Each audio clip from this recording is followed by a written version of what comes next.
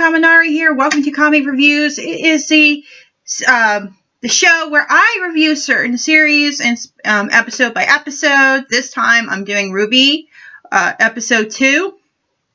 No, it's volume 4, episode 2. Where we left off with Weiss in her room. She's being summoned by her father for reasons we don't even know for sure. Anyway, we meet a new character. His name is Papa Schnee. He is, in fact, Weiss's little brother. I feel bad for her. Yeah, but anyway, he is voiced by the gentleman by the name of Howard Yang, which he voices, he plays Eren in Attack on Titan, so yeah, I did a little research before I do this video. It's like, who the hell are these people? Anyway, she's being summoned by her father. When she tells him, it's like, what the fuck is wrong with you, man? Why are you being so chipper? And he said, well, Klein just made me breakfast, and it was crepes. And you do know that the Schnee family is pretty rich. In fact, what businessman has to be that's practically broke? Anyway, he just commented her. It's like, yes, he complimented her, like, you're strong, like Winter. And she made kind of like a really weird remarks, like, you don't even like Winter. Like, I know, but I like her resolve. That's kind of weird. It's like, yeah, but I think Weiss and Whitley are pretty much buddy-buddy, but I'm not really sure. I mean, she does care for him, and that's how I see it, even though she thinks of him as a little annoying little brat. But yeah, she goes on to go meet with her father, and at the same time, Team Ranger, RWBY, Jean, Nora, and Ren, whatever. They go on to the village of Xi'an, and he does explain to them about how his family life is. And RWBY says, so you have 4 sisters, right? No, I have 7. Let's just say he is the youngest out of the 8 kids, and he gets his hair braided. And he's like, I like the heroic wolf tail. I was like, oh, you know that's a ponytail, right? It's like a lower ponytail. I call it a foxtail.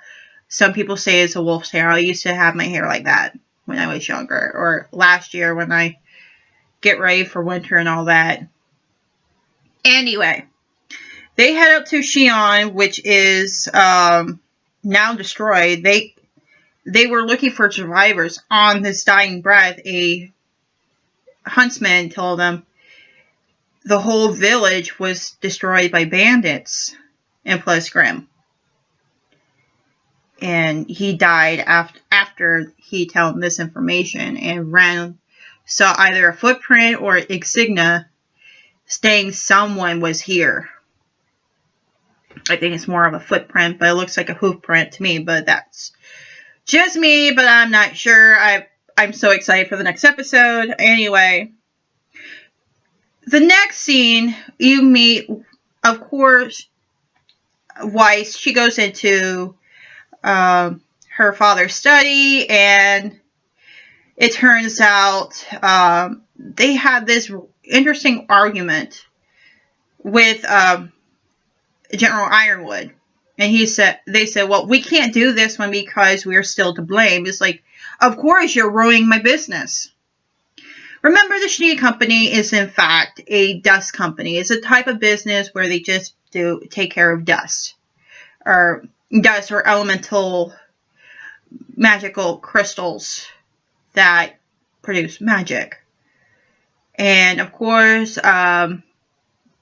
Weiss does have her own thing of dust from her company because she's an heiress and all that.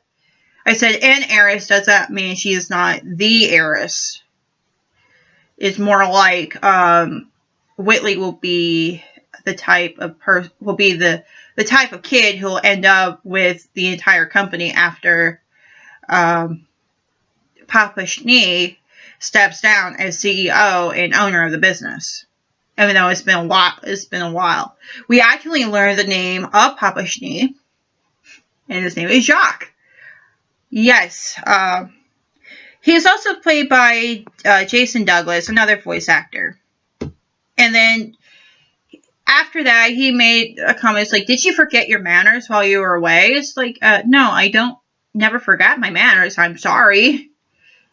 I think she's not the type who will interrupt like a huge argument. And he does explain that he's he found a way to just get into a good graces with the Four Kingdoms, even though it was because it was Atlas's fault that the Grimm came in and destroyed it, even though she knows the truth. Because she battled Cinder's cohorts. She battled Torchwood and all, not Torchwood, Torchwick and all that.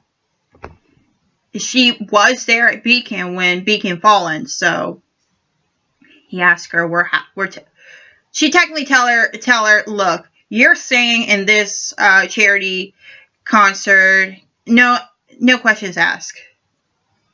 So she literally say, I'll start practicing now.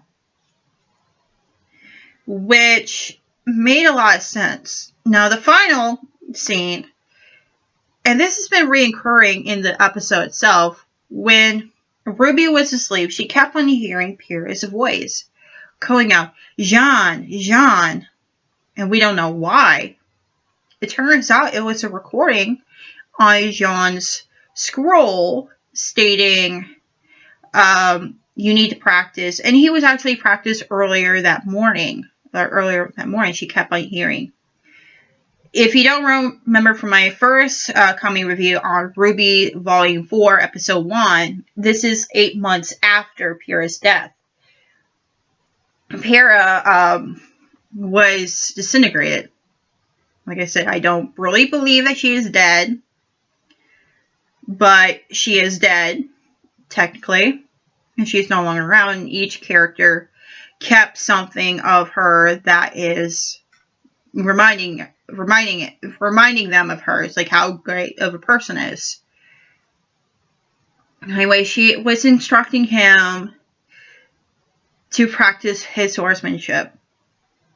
And she almost made like a confession on the recording. It's like, I'm in love with you kind of deal, but she couldn't do it.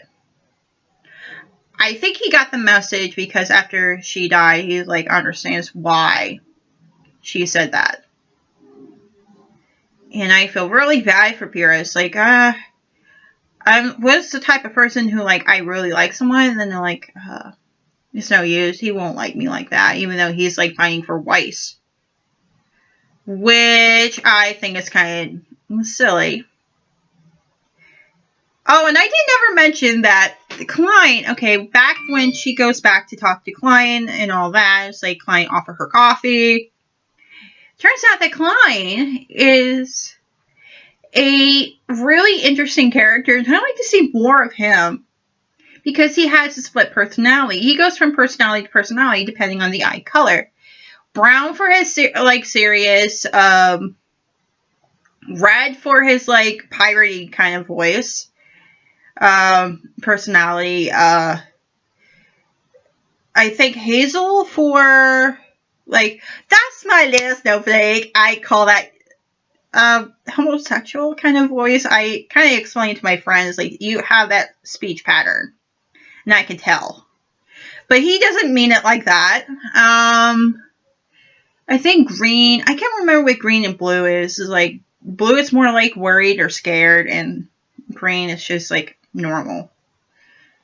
And he is voiced by J. Michael Tatum, aka that one hell of a butler, or aka Sebastian Michaelis and France from Italia. He goes by other characters, or Kyoya Otori from Oran High School Host Club. Wow, Rooster Teeth are picking up the a good handful of the voice actors.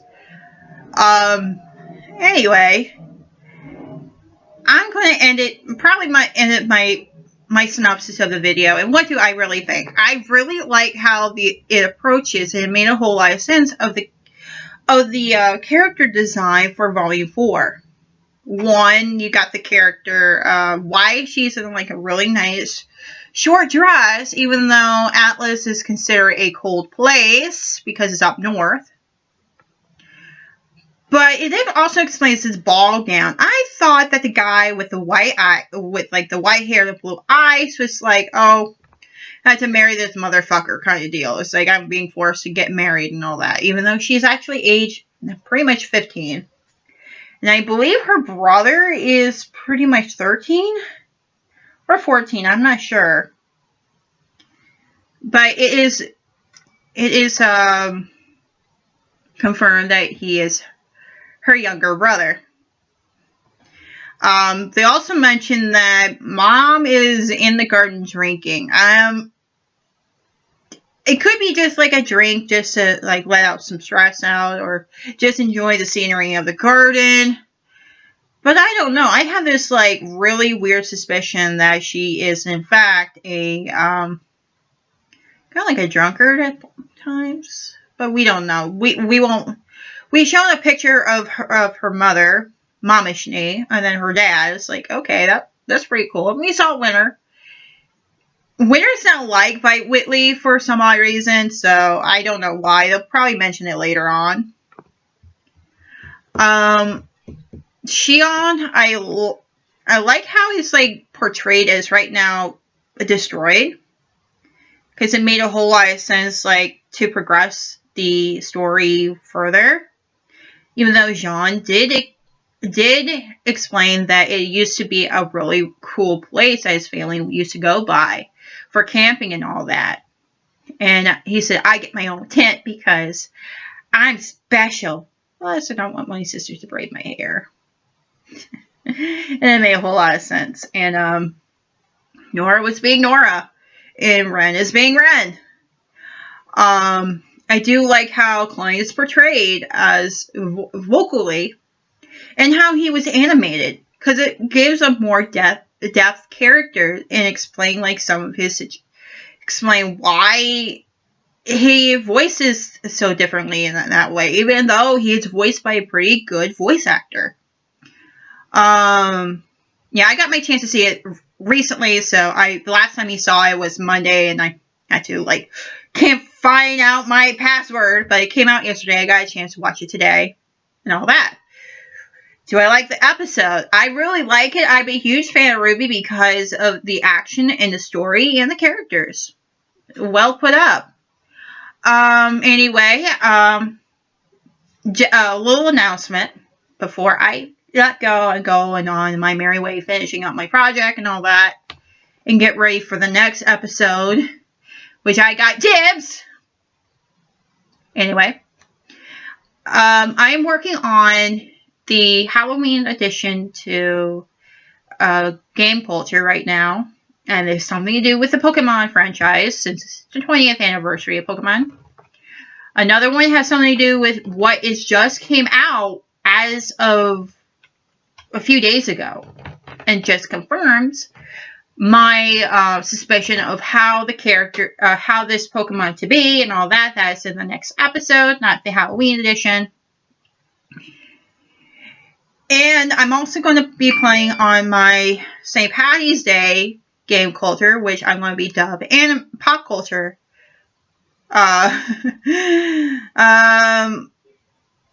No, it'll be like more like media culture. Pop culture is just like, whatever. And this probably will give you the top 10 creatures of Celtic mythology that is portrayed really well in media. That includes anime, manga,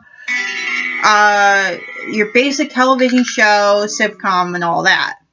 Who knows? It might be, it might see something really cool on various series, and later on And they'll probably get a Christmas one. But more like a Christmas vlog, like I hate Christmas kind of deal. So anyway, thank you very much. If you like my content, please like and subscribe. Bug me on social media. And this is Kaminari. I bid you a farewell. Bye.